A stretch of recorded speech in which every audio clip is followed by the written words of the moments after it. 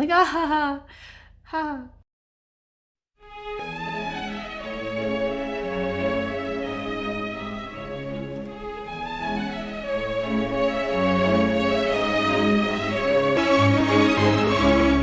Hi, welcome to Sound and Fury Book Reviews. I'm Tina, and this is Proust Reflections. This is Book 3, Part 4, so page 305 to 425 in my version. I read a little bit longer this week. Ooh. I was disgruntled last week for some reason. I'm not really sure why, and the video came out a little shoddy and a little bit less analytical than I usually or attempt to do. So I was thinking about it this week because I was like, I don't want this video to be crappy too. And I came to kind of understand more of what Proust was doing with this rather frustrating volume in the series. I think he's attempting to show divisiveness in society, class prejudice, and that humans are trash. He's also showing how the Dreyfus case impacted all levels of society, and he's trying to show this by having, the butlers argue about it, and just as the dinner party is discussing it at length, he's trying to draw parallels, I think, perhaps between how, Rachel gets ahead by pushing others down and using her wiles to gain extra income, I guess. And the rich do it by doing the same thing with their conniving and their favors and all of this. And it's interesting that he brings the Dreyfus case into this, because we don't actually see the Dreyfus case in any real detail. Like, to know what it was, I had to look it up. I'm assuming people at the time would have known, what the Dreyfus case was.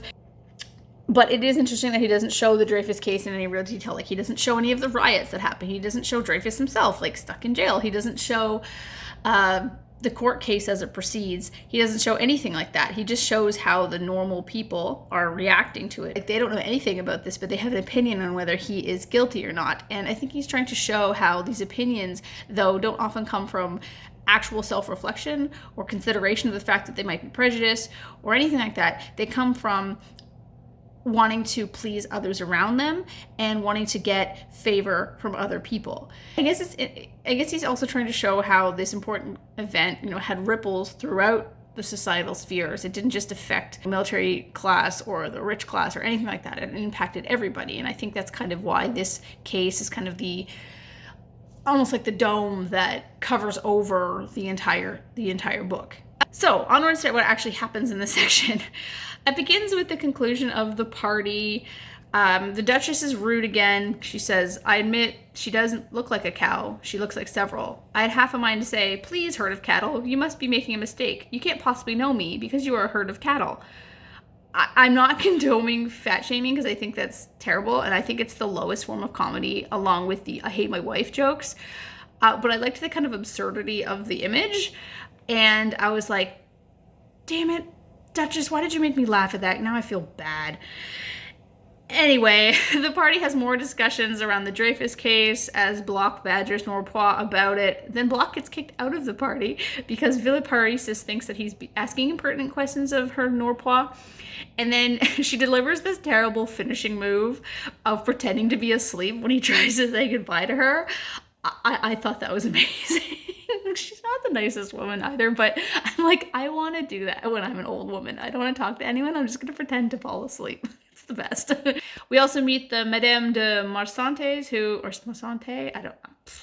She is Robert's mother, the Duke's sister. There's also the arrival of this guy, Prince von Pfaffenheim Münsterberg Weinigen, and his attempts to convince or bribe Norpois to get him into a seat in the French Institute. It's kind of interesting in that, actually I found it very interesting, and is an example of political maneuvering. I mean, though really, these guys have nothing on Avasarala from The Expanse. She'd wipe the floor with them. So they should really take some notes from her. There's a bit about this guy named Charles Morel, who's Marcel's uncle's valet's son.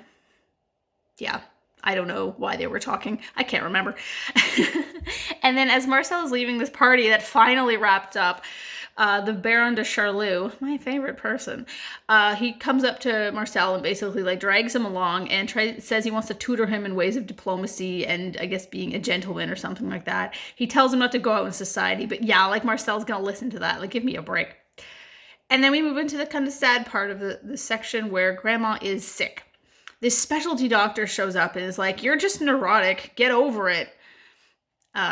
Prime example of a male doctor ignoring women's pain and symptoms and just saying you're fine, because she goes to the Champs-Élysées with Marcel, ends up having a effing stroke. So there. yeah, that's kind of how that part of the book ends with Grandma's on out, I guess, which is sad. I feel bad for Marcel, but yeah, I don't think Grandma's going to make it. So there's some moments in this section that I found interesting, or at least somewhat interesting. So the Duchess, because Marcel's finally introduced to her, she actually calls him out in his stalking. Like, Robert is like, I don't mind telling you that he enjoys seeing you very much.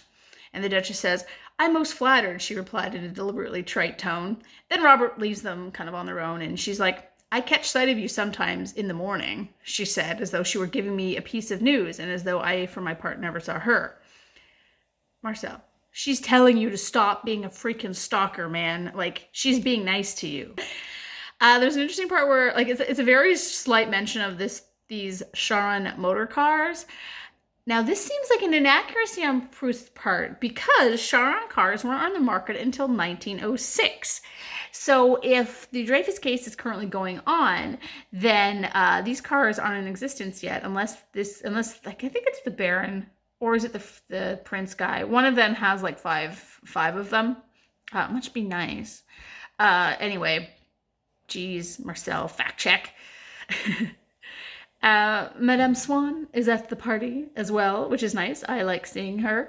And she tells Marcel that Norpois thinks that Marcel is a hysterical little flatterer. And I was like, what a mean thing to tell him, but also true.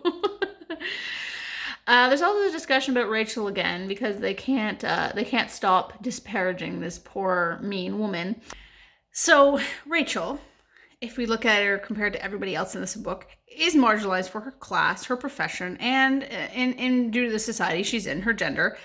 Rachel doesn't have a lot of options in society. She doesn't have anyone to fall back on. She has to make her own way. How does she do this? She uses her wiles to get attention from rich dudes, and basically because she holds out on them, they give her money to try to convince her to, I guess, sleep with them or spend time with them. Whatever. To be honest, I don't feel bad for these rich guys. Like, boo-hoo, oh my god, this young woman has taken some of your money. Like, get over it.